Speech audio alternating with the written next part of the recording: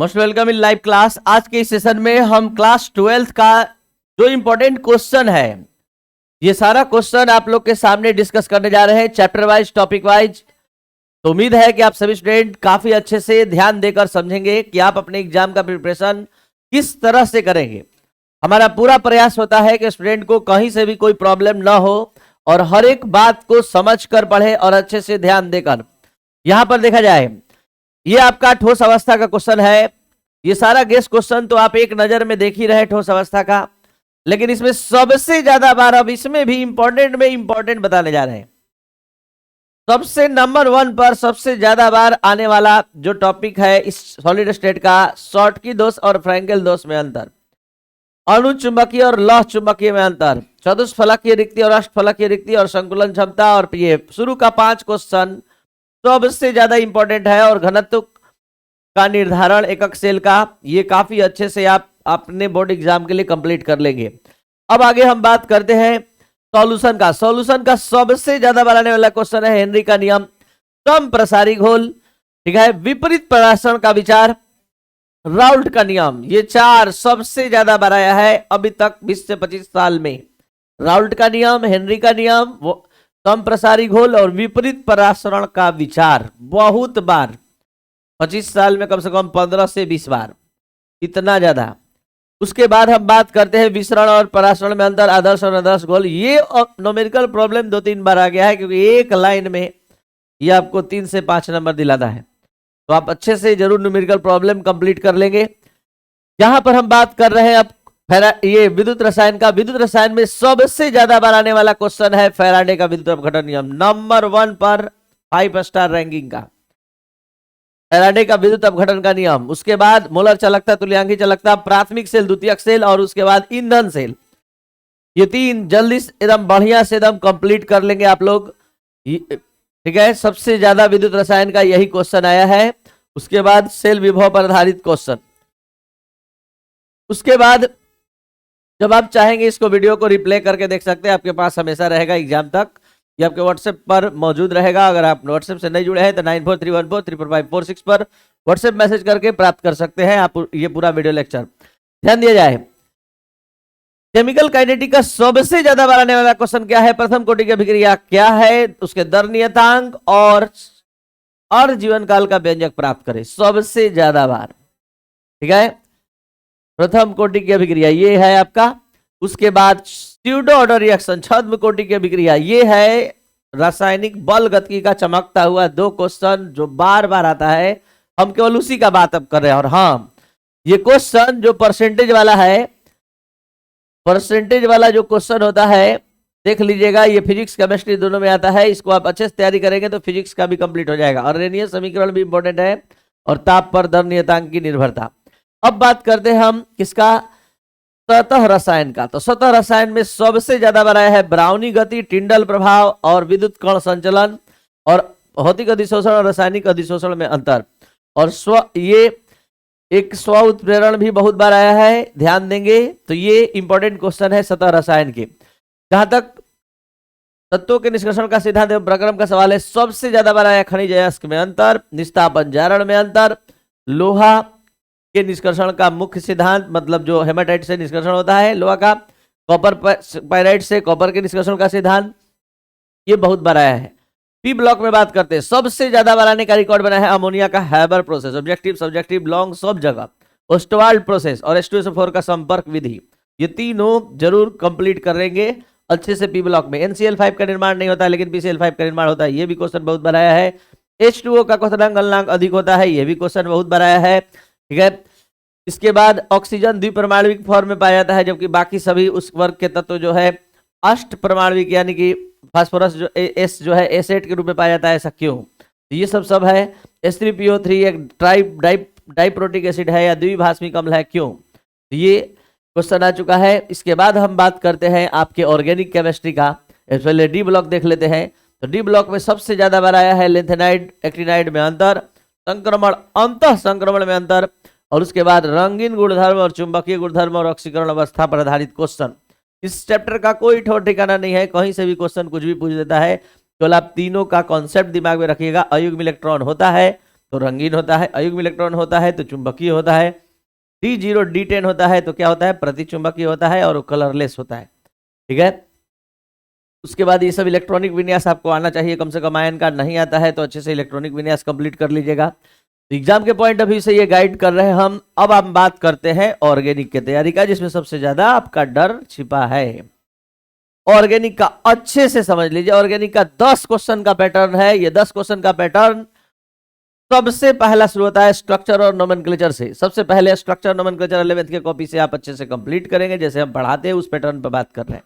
Structure nomenclature, इससे 2 number, इससे 2 number, 2 2 4 number हो गया। आइसोमेरिज्म से एक ऑब्जेक्टिव आता है तो आप जरूर कंप्लीट करेंगे। तो इसमें क्या आएगा, निम्नलिखित की संरचना लिखे। इसमें क्या आएगा, निम्नलिखित का यूपीएससी नाम लिखे। इसमें क्या आएगा, आइसोमेरिज्म निम्नलिखित में से कौन प्रकाशीय समयता दिखाता है, कौन ज्यामितीय समयता दिखाता है, निम्नलिखित में से कौन अभिक्रियाशील समय भी है। ऐसे करके ऑब्जेक्टिव क्वेश्चन आता है।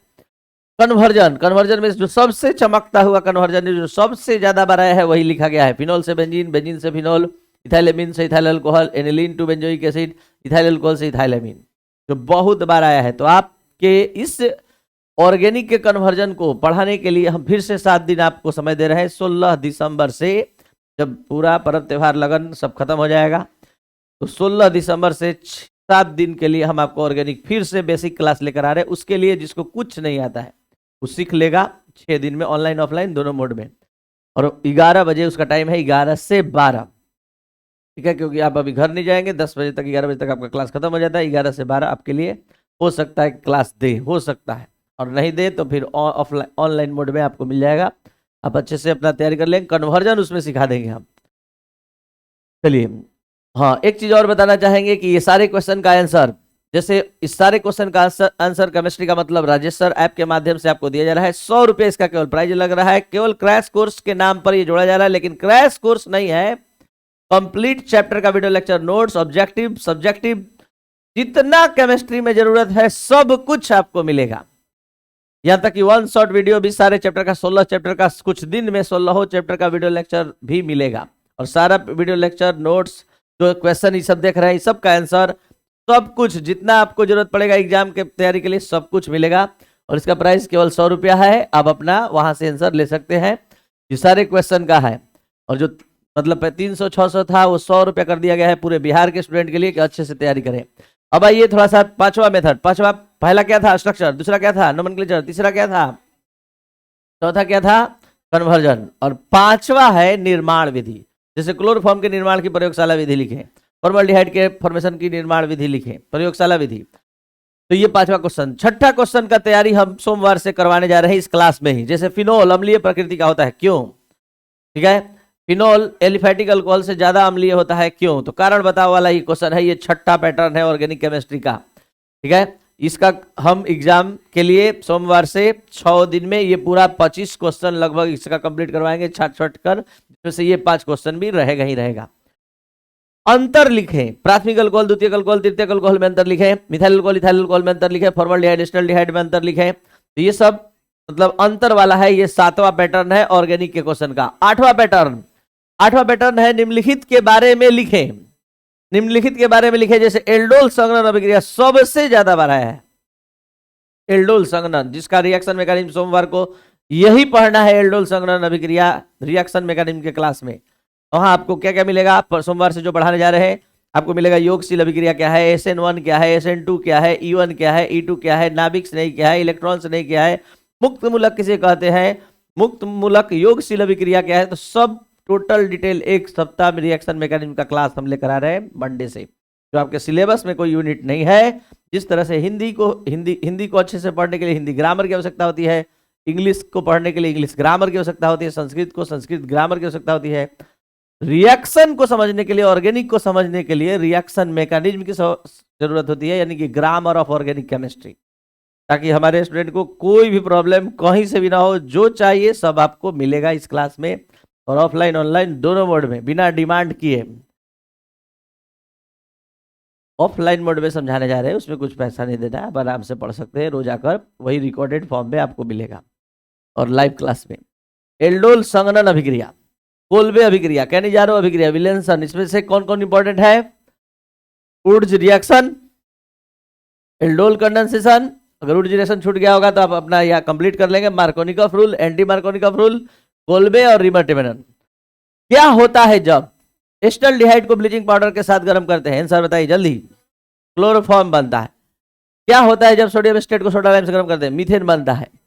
क्या होता है जब कैल्शियम कार्बाइड को जल से अभिक्रिया कराया जाता है? क्या होता है? एस्टिलीन गैस का निर्माण होता है। क्या होता है जब एस्टिलीन को red hot copper tube benzene का निर्माण होता है? मीथेन को डिफ्यूज सनलाइट, आप लोग जान ही रहे, मीथेन को Cl2 से कराएंगे तो क्या बनेगा? Methyl chloride. इथाइल अल्कोहल का ऑक्सीकरण होता है तो क्या होता है? इथाइल अल्कोहल का ऑक्सीकरण होगा, क्या बनेगा? एस्टल्डिहाइड बनेगा। K2Cr2O7 dilute H2SO4।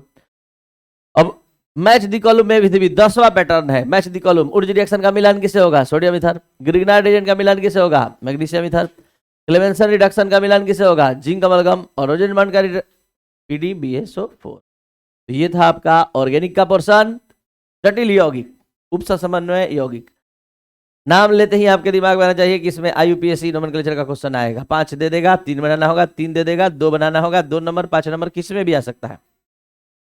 ये सब इंपॉर्टेंट है। इसमें सबसे ज्यादा चमकता हुआ क्वेश्चन है जो सबसे ज्यादा बना है, उभय धातुक संलग्नी, किलेटिक संलग्नी, सेतु संलग्नी, कार्बधात्विक यौगिक और प्रभावी परमाणु संख्या। ये 5 टॉपिक को कंप्लीट करके ही एग्जाम में आप बैठिए, 100% गारंटेड में है। उसके बाद जटिल लवण और द्विक लवण में अंतर बहुत बार आया है। लास्ट अभी तुरंत बहुलक पढ़े हैं, सम बहुलक और सह बहुलक में अंतर। उसके बाद थर्मोप्लास्टिक और थर्मोसेटिंग प्लास्टिक में सबसे ज्यादा बार योगात्मक बहुलक और संघनन बहुलक में अंतर। पुनः इसका निर्माण जो हम आप लोग को अभी निर्माण विधि दी है उसमें से क्या क्या आएगा? पुनः ऐसा आएगा, PVC आएगा, नायलॉन आएगा, पॉलीथीन आएगा और पॉलिस्टर। ये सब आ चुका है, आएगा नहीं, आ चुका है, आता रहता है। तो आप अच्छे से अपने तैयारी में लग जाए। हमारे तरफ से आप सभी स्टूडेंट को wish you all the best. खूब मन लगाकर पढ़िए। अब बायोमोलिक्यूल्स स्टार्ट होने वाला है बहुत जल्द।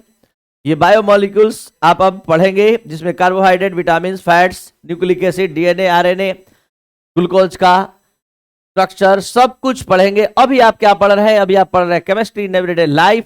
टोटल चैप्टर हम पढ़ा दिए, बस आपका बोले बायोमोलिक्यूल्स बाकी है। बस तुरंत रिएक्शन मैकेनिज्म के बाद टोटल 25 दिसंबर को आपका क्लास या 24 दिसंबर को समाप्त हो जाएगा। और ये आपका एंटीबायोटिक क्या है? एंटीबायोटिक कृत्रिम मधुरक किसे कहते हैं? साबुन डिटर्जेंट में अंतर क्या है? देखिए, ज्वर नाशी, प्रतिजैविक, विष संक्रामक, एंटीसेप्टिक, एनाल्जेसिक अभी तुरंत लिखे हैं। ये सब कुछ इंपॉर्टेंट है। और साबुन के शोधन की क्रिया, ये सब लास्ट चैप्टर का है। तो ये बहुत अच्छे से आप तैयारी करें। एक बार फिर से बता दें, सबका क्वेश्चन का आंसर मात्र 100 रुपए में आपको प्ले स्टोर पर ऐप है केमिस्ट्री का मतलब राजेश सर 9431434546 पर व्हाट्सएप मैसेज करके जानकारी ले सकते हैं। कैसे डाउनलोड करें, कैसे ले, इसका आंसर सहित आपको मिलेगा। चलिए, अब केमिस्ट्री एवरीडे लाइफ साथ साथ चैप्टर भी 5-10 मिनट में पढ़ लिया जाए और अच्छे से एकदम कंप्लीट कर लिया जाए। हाँ, कोई बात नहीं, हम ज्यादा समय नहीं लेने जा रहे हैं। 8-5 तक ही अपना कमाल देख लीजिएगा। देखिए, दैनिक जीवन में रसायन, कल हमने बताया कि आप किस चैप्टर के अंतर्गत क्या क्या पढ़ेंगे। आप पढ़ेंगे मेडिसिन के बारे में, आप पढ़ेंगे किसके बारे में? मेडिसिन के साथ साथ किसके बारे में पढ़ेंगे? साबुन अपमार्जक के बारे में और कृत्रिम मधुरक, ये सब प्रिजर्वेटिव के बारे में पढ़ेंगे। तो औषधि में सबसे पहला औषधि कौन शुरू हुआ? एंटीसेप्टिक। एंटीसेप्टिक का उपयोग जल्दी जल्दी बताइए। मानव शरीर पर सूक्ष्म जीवों की वृद्धि को रोकने के लिए किया जाता है। एंटीसेप्टिक के रूप में कौन आता है? डिटॉल, बिथिनॉल, ये सब। प्रतिसंक्रामक के बारे में बताइए, एक लाइन बताएंगे वही ऑब्जेक्टिव क्वेश्चन बनवाएगा। इसका उपयोग कहां होता है? साफ सफाई, टॉयलेट क्लीनर, ये सब के रूप में होता है। ठीक है, और ये वो 1% फिनॉल को क्या कहते हैं और 0.2% को पिछले क्लास में ये हो गया था, इसलिए केवल रिवीजन के तौर पर ये क्लास चल रहा है। दर्द निवारक, वैसी औषधियां जो दर्द के निवारण के लिए उपयोग की जाती है, दर्द को कम करने के लिए। ये 2 प्रकार का होता है, नार्कोटिक्स और जब असहनीय दर्द हो तो कौन सा? नार्कोटिक्स। और जब दिन भर के थकान या काम से आपको दर्द हो तो नॉन नार्कोटिक्स। नॉन नार्कोटिक्स के लिए क्या यूज करते हैं? Aspirin, Novalgin. बुखार हो, बुखार को कम करने के लिए जिस औषधि का इस्तेमाल करते हैं उसे क्या कहते हैं? प्रतितापक। और प्रतितापक जिसको क्या कहते हैं? एंटीपायरेटिक। आ चुका है एग्जाम में क्वेश्चन, निम्नलिखित में से कौन सा औषधि बुखार को कम करने के लिए उपयोग होता है? Analgesic, antipyretic, antibiotic, none of these. तो क्या होगा? एंटीपायरेटिक। तो इसका एग्जाम्पल क्या है? Aspirin, analgin, novalgin, paracetamol. इसमें कल क्या बताए थे कि आप लोग जैसे ही मेडिसिन बाजार से खरीदते हैं तुरंत रेपर पर चेक करते हैं पैरासीटामोल है कि नहीं तो बुखार का नहीं होगा। लेकिन आज से मत चेक करिएगा, थोड़ा सा ध्यान दीजिएगा। चेक करने के साथ साथ ये भी देखिएगा कि पैरासीटामोल के अलावा एस्प्रिन तो नहीं है, पेरिस्टीन तो नहीं है। अगर ये भी है तो काम करेगा। ठीक है, सिर्फ पैरासीटामोल पैरासिट मत रहिएगा। मलेरिया नाशक नाम से स्पष्ट है, वो औषधियां जो मलेरिया के कारण